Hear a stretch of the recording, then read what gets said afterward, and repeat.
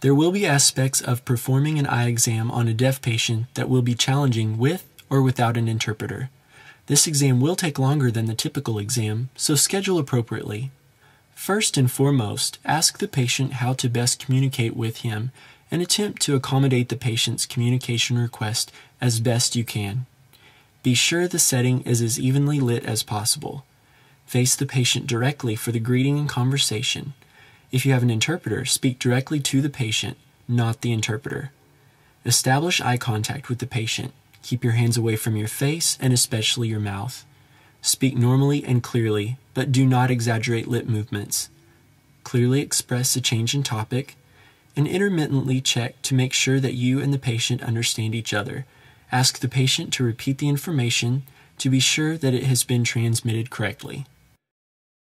Obtaining visual acuity may be very difficult using standard Snellen letters. Consider using HOTV or Leia symbols with a lap placard.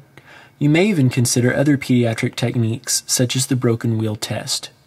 Be creative and think outside of the box to get the data that you need to address your patient's needs. For the refraction, it may be very difficult for your deaf patient to see you or to understand instructions while looking through the phoropter due to a reduced field of view. Good retinoscopy is very valuable in these cases, and using a trowel frame for the refraction may be easier and much more efficient. Use a Maddox rod with prism to measure phoreas rather than the phoropter. However, if you must use a phoropter, establish a system for communicating with the patient during the refraction.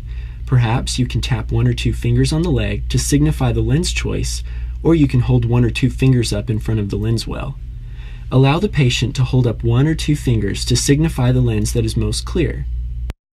When it comes time to use the slit lamp or to perform ophthalmoscopy, be aware that shining bright lights into your patient's eye bleaches out the photoreceptors, making it difficult to see for short periods of time. Using one of the following methods may expedite your exam while reducing frustration for you and the patient. You can perform BIO or slit lamp exam on one eye at a time rather than switching between the eyes in order to allow the patient to use his other eye to see where you are pointing for him to look. Another method would be to hold up your hand and have your patient touch your fingers.